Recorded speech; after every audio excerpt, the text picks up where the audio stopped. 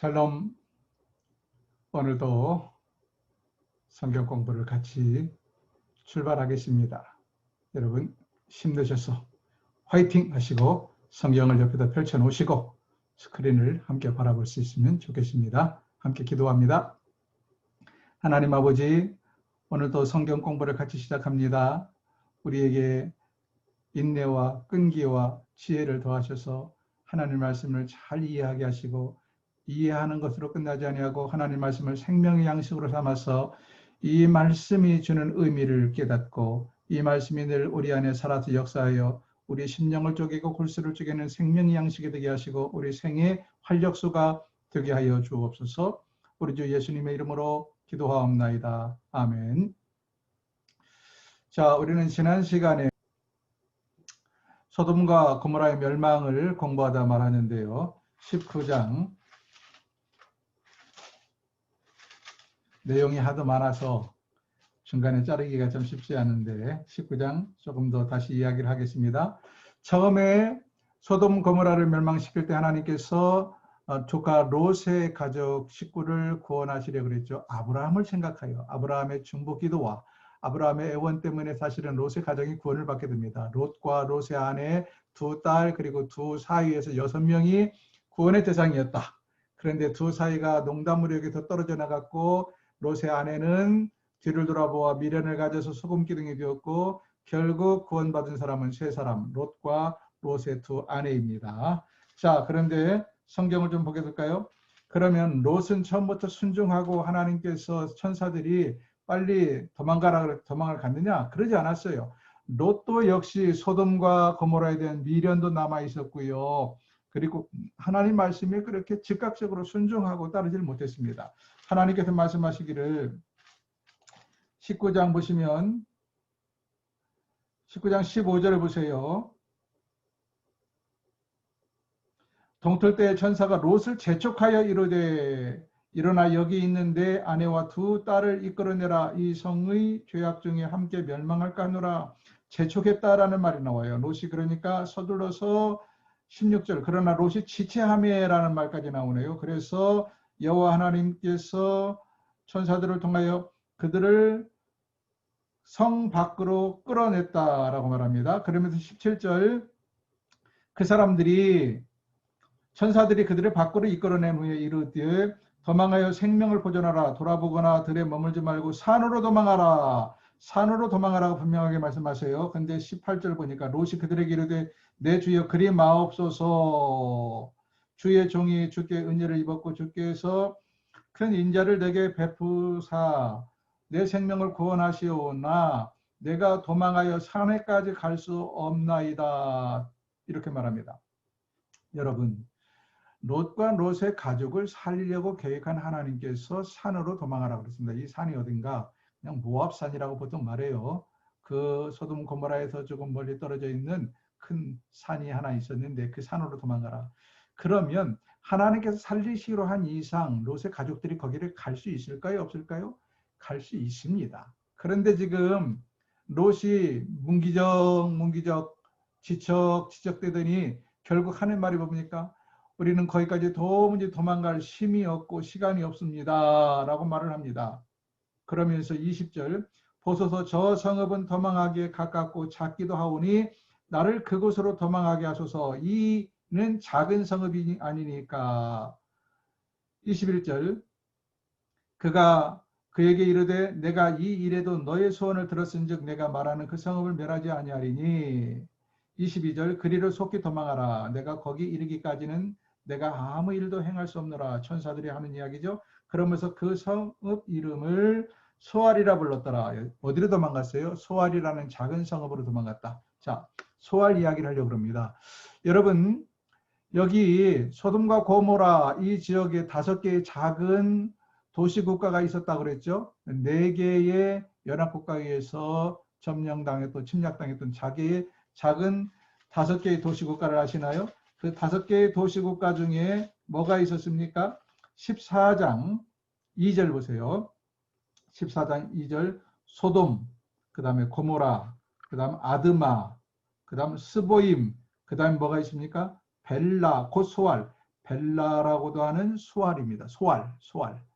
여기 수알이라는 성읍이 여기 작은 성읍으로 있었습니다. 그러니까 소돔 고모라에 비해서는 매우 작았던 성읍 같아요. 그런데 소돔에 살던 롯이 산으로 도망가라니까 산까지는 갈 수 없습니다. 엄살을 부리면서 도망간 성읍이 어딨냐? 수알이었다. 그래서 사실은 이 수알은 심판을 받지 않았어요. 글쎄 모르겠습니다. 5개 성읍 중에서 소돔과 고모라만 불과 유황으로 심판을 받았는지 아니면 수알을 빼고 4개의 성읍이 몽땅 심판을 받았는지는 모르지만 아무튼 이 조카 롯이 도망간 수알이라는 작은 성읍은 심판받지 않았다 하는 것을 알 수가 있습니다. 자, 23절 보세요. 롯이 수알에 들어갈 때 해가 돋았더라. 여러분 15절 보세요. 동틀 때 천사가 롯을 재촉하기 시작했습니다. 그 전날 밤에 이 천사들을 동성연애하려는 그 소돔성에 움직임이 있었고 밤새 그들의 눈을 어둡게 만들고 밤새 롯이 나가서 사위들을 만나서 설득하는 과정이 있었고 그리고는 동틀 때 아침 동틀 때에 천사가 롯을 재촉하여 그것을 떠나도록 했어요. 그런데 겨우 가까운 성읍 소알까지 도망가서 그때 시간이 언제냐? 소알에 들어갈 때 이제 해가 돋았다. 23절.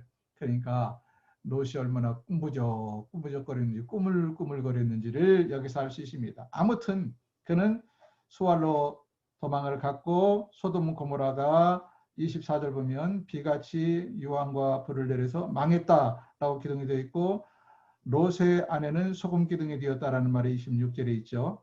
자, 그 다음에 30절에 보십시오. 롯이 소알에 거주하기를 두려워하여 두 딸과 함께 소알에서 나와 산에 올라가 거주하되 그 두 딸과 함께 굴에 거주하였더니 30절 보세요.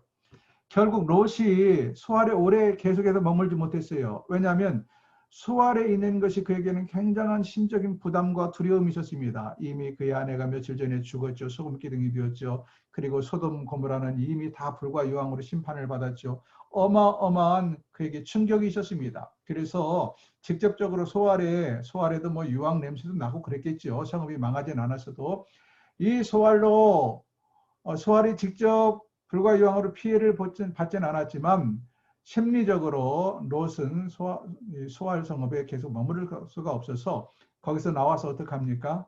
결국은 천사들이 처음에 지시했던 그 산으로 도망을 갑니다. 그 산으로 도망가서 그 산 속에는 아무도 없지 않겠어요? 굴 속에서 두 딸과 함께 살았다. 그런데 그 두 딸과 함께 살면서 어떤 일이 벌어집니까? 두 딸들이 아버지에게 술을 먹이고 아버지와 동침해서 임신을 했는데 그 임신에서 낳은 아들이 모압과 암몬이더라 하는 이야기가 19장에 기록되어 있습니다. 자, 여러분.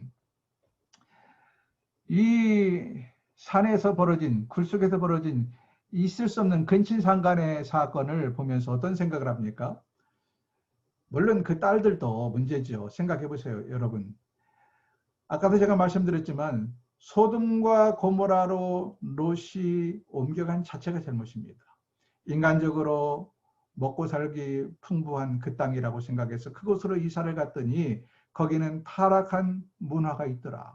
그래서 등 따숩고 배부르니까 하나님 대신 온갖 타락한 문화를 즐기다 타락하다 못해 심지어 동성연애가 남발하는 그런 세상에 가서 살게 되었더라. 그 땅에 가서 아무리 조바심 내고 두려움을 가지고 경계를 했지만 역시 물들어갈 수밖에 없었다. 그래서 그 조카 롯의 두 사이들도 장인어른의 말을 농담으로 여길 만큼 타락한 사람들이었고 제일 그래도 건실한 총각들이었는데 심지어 롯의 아내는 그 땅에 미련을 두고 뒤돌아보았다가 소금기둥이 되었고 롯도 재빠르게 천사들의 명령에 순종해서 그곳을 탈출하지 않냐고 미적거리다 결국 온 것이 수알이라는 작은 성읍이었고 이런 모습을 통해서 볼 때 그의 두 딸들 역시 어땠을까? 물론 조심해서 늘 순결 교육을 시켰고 뭐 성교육을 시켰고 윤리교육을 시켰겠지요. 하나님을 두려워하도록 시켰겠지요. 그러나 소돔 고모라에 살면서 그 딸들 역시 소돔 고모라의 젊은 여자들과 어울리면서 알게 모르게 깊이 물들어 있다. 윤리관이 타락해 있었다는 것입니다. 여러분 세상에 왜 그들의 배우자가 될 사람이 왜 없겠습니까? 그 산에서 나오면 찾을 수 있지 않겠어요? 그런데도 불구하고 그것을 빌미로 해서 아버지에게 술을 먹이고 동침한 두 딸들의 이 정말 있을 수 없는 모습을 보십시오. 그럼 롯에게는 이 일에 대해서 책임감이 없느냐? 롯이 술을 마셨다는 것입니다. 물론 오늘 본문의 내용만 보면 딸들이 술을 먹인 것처럼 보이지만 사실 그렇지 않았습니다. 롯이 심리적인 충격 때문인지 어쩐지는 몰라도 그가 술을 입에 대기 시작했다는 것입니다. 여러분, 술 때문에 망한 사람 노아를 아시죠? 노아의 방주 사건 후에 그 충격을 잊지 못해서인지 무엇 때문인지 몰라도 노아가 술을 마시고 함을 저주하는 사건이 벌어집니다. 오늘 롯이 술을 마시고 실수해서 두 딸들과 함께 근친상간하고 지금까지도 이스라엘 백성과 철천지 원수인 이런 모압 족속, 암몬 족속을 낳게 되었다 하는 것입니다. 사실 이제 앞으로 계속 보면 하지만 모압 족속과 암몬 족속은 이스라엘과 가까운 사이에요. 알고 보면 별로 불륜의 씨앗이지만 가까운 사이입니다. 그럼에도 불구하고 이스라엘 백성들이 살아온 역사 속에서 계속해서 이스라엘을 괴롭힌 대표적인 족속들 중에 하나입니다. 사랑하는 여러분, 이 근원으로 올라가서 왜 이런 일이 벌어졌느냐? 저는 롯이 인간의 눈으로 소돔과 고모라를 선택해서 내려갔기 때문에 이 일이 생겼다. 여러분, 오늘도 마찬가지입니다. 우리가 인생을 좀 편하게 살기 위해서 어디 가면 돈벌이가 쉽다더라. 그래서 어디로 가고 또는 어떤 일을 하면 돈이 쉽게 벌린다더라도 그 일을 선택해서 어디 가서 또는 어느 일을 선택해서 돈을 많이 벌지는 모르지만 그리고 도시의 문화를 누리게 될지는 모르지만 심지어는 어느 동네에 가면 자녀 교육을 잘 시킬 수 있다더라도 자녀 교육을 위해서 대도시로 옮겨갈지 모르지만 그것들이 결국은 우리를 영적으로 타락시키고 윤리적으로 타락시킬 수 있다는 사실을 잊지 마십시오. 우리의 삶의 목표가 무엇입니까? 이 땅에서 돈 많이 벌고 자식들 뭐 좋은 대학 보내고 시집장가 잘 보내고 내가 더 좋은 아파트 살고 도시 문화를 누리는 것입니까?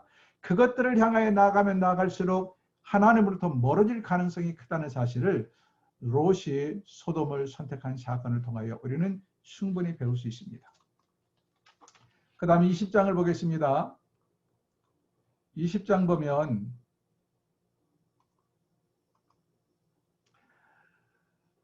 다시 아브라함에게로 돌아와서 아브라함이 그랄로 내려갑니다. 왜 내려갔는지는 모르겠는데 다시 그랄로 내려가서 그랄에서 어떤 일을 벌입니까? 20년 전에 애굽에 내려가서 아내를 누이라 속였던 일을 또다시 범하게 됩니다. 그랄의 아비멜렉 왕에게 결국 그래서 그는 아내를 또 상납하는 결과를 가지고 와요. 하나님의 여기도 주권적인 간섭이 있었기 때문에 아내 사례가 성적으로 간음을 당하지 않았지 그냥 하나님께서 막지 않았으면 그랄 왕 아비멜렉의 후처가 되고 말았을 것입니다. 참 이러고 보면 어떻게 이렇게 동일한 실수라고 그럴까요? 동일한 약점이라고 할까요? 아브라함에게 굉장히 큰 약점입니다. 자기 살아남겠다고 아내를 쉽게 누이라고 속이는.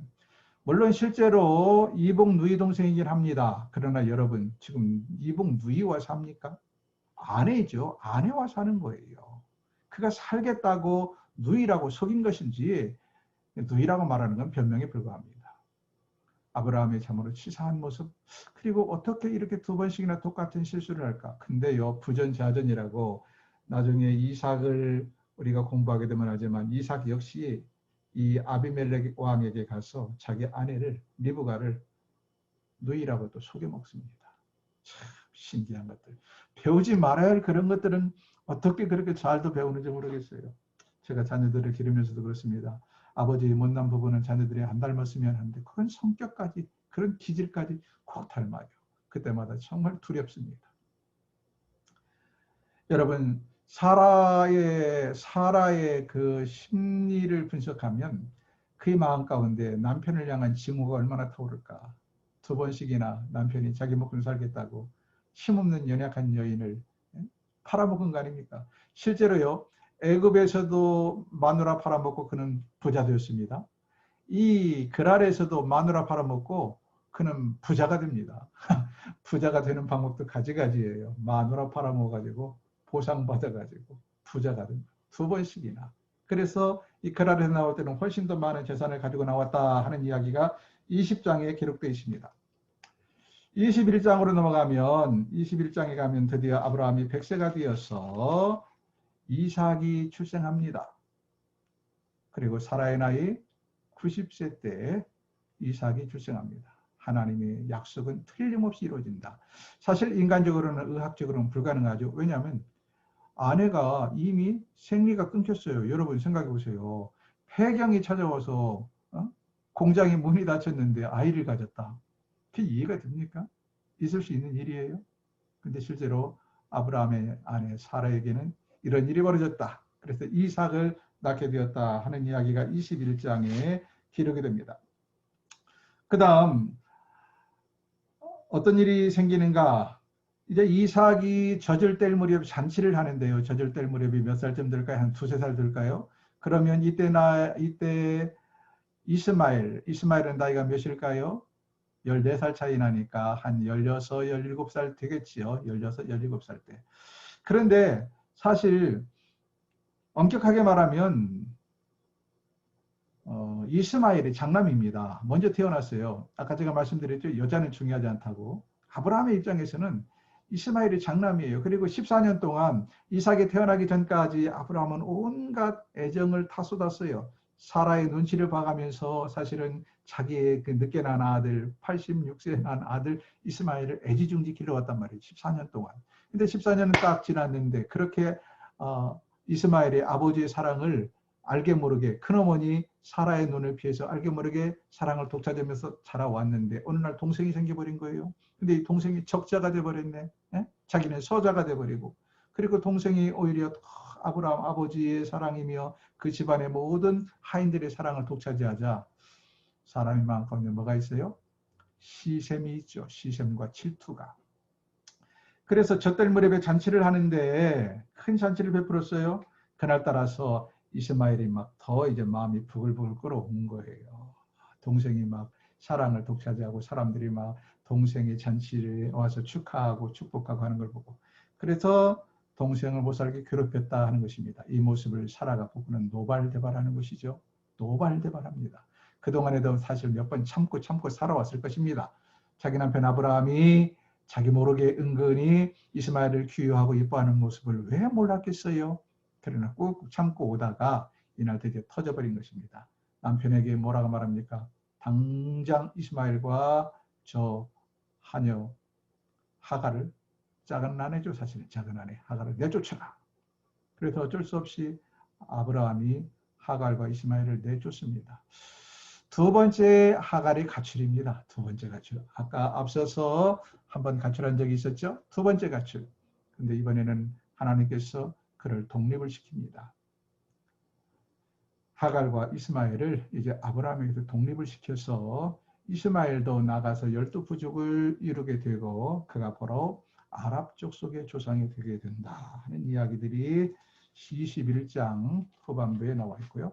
그 다음에 21장 맨 끝에는 이삭이 그랄 왕 이름이 뭐예요? 아비멜렉이라고 그러죠. 그랄의 왕 이름을 그냥 아비멜렉이라 아비멜렉 아까 제가 애굽의 왕을 바로라고 그런다 한 것처럼 이 그랄 지방의 왕 이름이 뭐냐? 왕을 가리켜서 아비멜렉이라고 합니다. 그래서 이때도 아비멜렉이지만 이삭 때도 아비멜렉이라는 용어를 써요. 칭호를. 아비멜렉이 가만히 보니까 아이고 뭐 아브라함 보통 사람 아니야. 자기한테 뭐 먹을 거 없어서 왔는지 모르지만 기웃거리면서 자기 와서 빌부터 살 때도 있었는데 보니까 이렇게 멀찍이 보니까 하나님이 아브라함이 하는 대로 복을 주시거든요. 그래서 아브라함하고 친하게 지내야 되겠다라는 생각을 하게 됩니다. 그런데 문제는 아브라함도 대족장이란 말이죠. 아브라함이 워낙 많은 가축을 거느리고 있기 때문에 아브라함의 가축들과 자기의 가축들이 계속 충돌을 일어나요. 그래서 아브라함이 우물을 파면 이 그랄 왕 아비멜렉이 힘이 좀 더 세다고 그래서 와가지고 우물을 빼앗아가기도 하고 때로는 물 못 마시게 우물을 그냥 묻어버리기도 하고 이런 일들이 계속 생깁니다. 그래서 사실 아브라함과 아비멜렉은 사이가 별로 좋지 않았어요. 그런데 아비멜렉이 쭉 지켜보다가 안 되겠다. 저 아브라함과 친하게 지내야지. 아브라함이 믿는 하나님이 정말 힘이 있구나. 그래서 친선을 맺게 된다. 친교를 맺게 된다. 그래서 아브라함과 아비멜렉 왕과 사이에 맹세, 서약을 합니다. 우리가 서로 인정하고 이제 여기를 경계를 해서 서로 침략하지 말고, 그리고 너는 네 재산, 나는 내 재산, 너는 너의 우물, 나는 나의 우물을 가지고 우리 가족을 잘 기르자. 그리고 서로 맹세하고 서약을 해요. 31절, 그곳을 부엘세베라 이름을 지었다라고 기록이 되어 있습니다. 22장에 가면 놀라운 사건이 기록이 되지요. 22장, 바로 이삭을 하나님께 드리는 사건이 기록이 됩니다.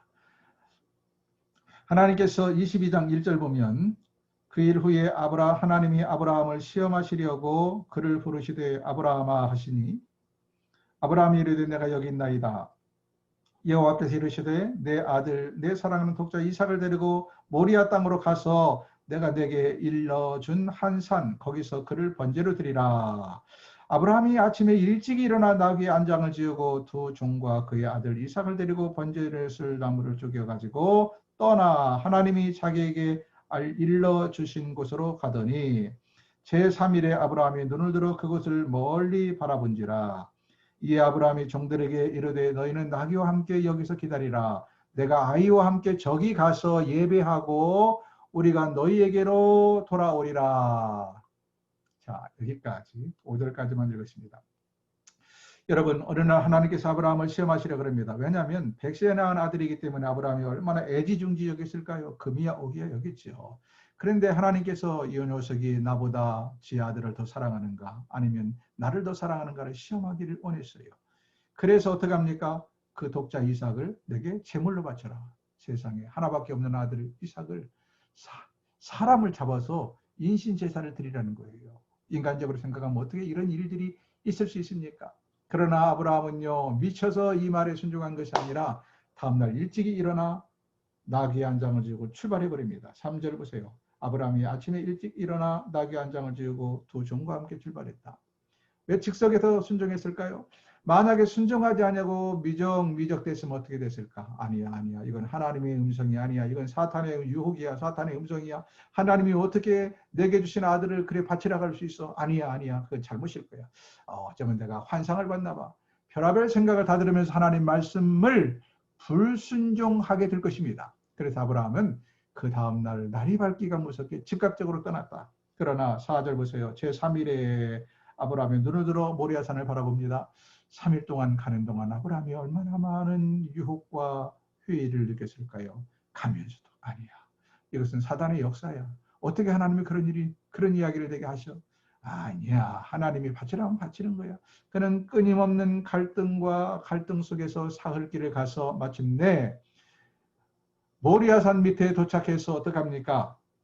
거기까지는 종들과 함께 갔어요. 두 종과. 그런데 두 종들을 모리아산 밑에 머무르게 하고 아브라함이 그들에게 말한 내용을 보십시오. 5절 보니까 종들에게 이르기를 너희는 나귀와 함께 여기서 기다려라. 내가 아이와 함께, 아이가 누구죠? 이삭입니다. 이삭과 함께 저기에 가서 산에 더 올라가서 예배하고 우리가 너희에게로 돌아오리라. 우리가 돌아온다고 말했습니다. 내가 돌아온다가 아니라 우리가가 누구예요? 나와 내 아들 이삭이 돌아오리라. 그러면 여러분, 아브라함이 거짓말로 혹시라도 이 하인들에게 그냥 순간의 위기를 모면하기 위해서 거짓말할까요? 저는 그렇게 보지 않습니다. 여기에서 히브리서 11장에 나오는 아브라함의 부활의 신앙이 여기 나오는 것입니다. 아브라함은 분명히 하나님께서 내게 독자 이삭을 주셨고 이 이삭을 통하여 하늘의 무별처럼 바다의 모래알처럼 자손이 번성하리라고 약속을 하셨거든요. 그 이전에도 분명히 땅에 대한 복과 자손에 대한 복을 약속을 하셨고요. 그렇다면 신실하신 하나님께서 하나밖에 안 주신 이삭을 통하여 후손이 저렇게 번성하도록 하시겠다면 그런데 그 이삭을 바치라? 그럼 나는 순종해서 바쳐야 된다. 그럼 남은 결론은 뭡니까? 내가 잡아 죽여도 하나님이 그를 살리시는 수밖에 없다는 것입니다. 그래서 아브라함은 내가 비록 하나님 명령에 순종해서 인간적으로 끔찍하고 할 수 없는 일을 하지만 하나님은 반드시 이 아들을 살릴 거라는 믿음이 있었다. 이것이 히브리서 11장에 나와 있는 이야기입니다. 또 하나 여기서 생각할 것은, 자, 여러분, 이때 아브라함의 나이가 몇인지 잘 모르겠어요. 최소한 아브라함의 나이가 110세는 되지 않았을까. 왜냐하면 여기 보니까 번제 쓸 나무를 이삭이 지고 가거든요. 이삭이 지고 가요. 여러분, 그러면 한 사람을 태워 바칠 나무가 한 짐은 될 거 아닙니까? 한 짐은. 그 한 짐에 최소한 한 짐은 될 거란 말이죠. 한 짐이나 되는 그 나무를 지고 갈 어린이라면 최소한 10살은 되지 않겠어요? 아무리 안 됐어도 10살 이상은 됐을 것입니다. 자, 그러면 생각해 봅시다. 10살에서 아마 15살 안팎은 되지 않았을까 대충 짐작컨대. 그러면 이삭도 대단합니다. 산의 꼭대기에 올라갔는데 제단을 딱 쌓아요. 아버지께서 그걸 함께 쌓겠죠. 그리고 나무로 장작을 딱 함께 쌓습니다. 그리고 아버지가 하는 일이 뭡니까? 너를 잡아 바쳐야 돼 하고 하나님 이삭을 잡아서 꽁꽁 묶는 거예요. 그리고 그 제단 위에 올려놓는 거예요. 그리고 칼을 들어 내리치려 합니다. 여러분, 이삭이 만약에 조금만 반항했으면 110세 내지 115세 정도 된 아브라함이 이 반항하는 이삭을 물론 뭐 어떻게 해서든지 붙잡을 수는 있겠지만 그게 그리 간단한 문제일까요? 어쩌면 아브라함이 오히려 아들에게, 젊은 아들에게 당할 수도 있고 또 이삭이 도망갈 수도 있고 이 일이 결코 쉬운 일이 아니었습니다. 그런데 이삭은 아버지가 행하는 일에 가만히 묵묵히 순종했다는 것입니다. 참 이것도 대단한 것 같아요. 이것은 어떻게 이런 믿음이 생길 수 있었을까? 성경에는 안 나와 있지만 행과 행을 읽어보면 아브라함이 아들 이삭이 태어날 때부터 어떻게 신앙교육을 시켰는가? 아들아, 너는 어떻게 해서 태어나게 되었고 하나님이 너에게 어떤 약속을 주신 줄 아느냐? 얼마나 신앙적으로 이삭을 제대로 길렀으면 이삭이 반항 한 번 안 하고 아버지가 행하는 대로, 아버지가 행하는 것이 하나님의 뜻이고 하나님을 기쁘게 하기 위한 일이라면 기꺼이 순종했을까? 그런 생각을 해보게 됩니다. 그러나 여기서 독자 이삭을 바치는 것으로 끝나지 않냐고 하나님께서 칼을 들어 이삭을 치리할 때에 아브라함을 급하게 부르죠. 아브라함아, 아브라함아, 이지사, 네가 나를 얼마나 사랑한지를 내가 알았다. 이제는 숲속을 봐라 해서 숲을 보니까 거기에 순양이 하나 걸려 있었고 그 순양을 잡아서 바쳤다 하는 이야기가 기록이 되어 있습니다. 23장 사라가 막벨라 굴에서 사라가 127세에 죽어요. 죽어서 막벨라 굴에 묻었다 하는 이야기가 23장에 기록이 되어 있고 24장에 이삭이 장가를 간다 하는 이야기가 기록되어 있는데 여러분 사라가 127세에 죽었으면 이삭이 몇 살입니까? 37세죠. 그리고 이삭이 아내 리브가를 얻을 때 나이가 몇인 줄 아십니까? 40세입니다. 우리말로 말하면 3년상을 치렀어요. 아브라함이 가만히 봅니다. 독자 이삭이 하나밖에 없는 외아들이잖아요. 그렇게 의지하던 어머니가 죽었어요. 그러니 얼마나 슬플까요? 얼마나 외로울까요? 그 3년상을 치르는 모습을 곁에서 지켜보며 이제 아브라함이 저 외로운 나의 아들 이삭을 장가를 보내야지. 그래서 3년상이 끝난 40세에 아브라함이 이삭을 장가를 보내줬다. 장가를 보내기 위해서 그의 며느리감 이삭의 아내를 어디서 얻어오느냐? 그의 아브라함의 형제인 나홀의 손녀딸을 며느리로 맞이하게 됩니다. 나홀의 손녀가 누구냐? 바로 리브가입니다. 리브가. 이 이야기는 다시 시간이 되면 한번 더 덧붙여서 이야기를 하겠습니다. 자, 오늘 또 일단 말씀을 정리를 하려고 합니다. 여러분, 우리는 이 아브라함을 통해서 뭘 배우게 됩니까? 아브라함과 사라의 그 파란만장한 생애를 봅니다. 사라도 사실 말이 그렇지 이 남편 따라서 갈대아 우르에서 출발해서 말이지요. 아이도 못 낳고 특혜까지. 나이 많은 아버지, 시아버지 모시고 하란까지 가서 시아버지 거기다 모셔놓고 다시 갈 바를 알지 못하고 그저 남편이 가자는 대로 따라온 것이 가나안입니다. 가나안에 와서도 별로 편치 못한 삶을 살다가 심지어는 정착도 못하고 애굽에 내려가서 남편이 자기를 아내로 팔아먹습니다. 여동생이라고 속여서 팔아먹습니다. 기가 막힌 사건. 그 다음에 그것이 한 번이 아니라 몇 년 후에 또다시 또 어떻게 합니까? 자기를 여동생이라고 속여서 팔아먹는 사건이 있었습니다. 이 남편에 대한 마음 소갈이 뿐만 아니죠. 아이를 낳지 못해서 자기의 몸으로 자신이 스스로 자기의 몸종을 남편에게 상납하고 남편이 자기의 몸종과 함께 한밤을 지내는 모습을 지켜보아야만 했습니다. 그리고 그 사이에서 아이가 태어났을 때 남편이 좋아서 어쩔 줄 모르는 모습을 보면서 사례가 얼마나 마음이 아팠을까요? 이런 바람만장한 우여곡절 끝에 아들을 낳았고 아들이 겨우 37살 되었을 때 사실 당시의 나이로 사라는 장수한 게 아닙니다. 아브라함은요. 사라가 죽은 이후로도 35년을 혼자 살았어요. 175세에 죽었으니까. 여러분 그러니까 남편도 175세 죽었는데 사라는 127세 죽었다. 그때로서는 길게 산 것이 아닙니다. 이렇게 볼 때 사라는 참 운명이 기구하다. 이런 운명 이야기하면 안 되는데 살아온 것이 결코 그렇게 넉넉하고 즐겁고 행복한 것은 아니었다. 많은 어려움이 있었다. 그러나 중요한 것은 남편을 만나서 한 믿음의 조상이 되고 믿음의 가문을 이루었다는 것입니다. 여러분 우리가 세상에서 모든 사람이 간판 스타가 될 수는 없습니다. 때로는 뒤에서 이름도 없이 빛도 없이 섬겨야 되고 특별히 우리 여자분들은 그렇죠. 교회에서도 남자들이 하는 일이 뒤에 가려 있을 때가 많고 가정에서도 남편이라는 그늘 밑에 가려서 빛을 보지 못할 때가 많고 그렇습니다. 그러나 우리는 공동의 운명체고 우리는 하나님 앞에 부부가 함께 쓰임을 받습니다. 사람들이 알아주든 알아주지 않든 남자 혼자 이루는 사이는 없습니다.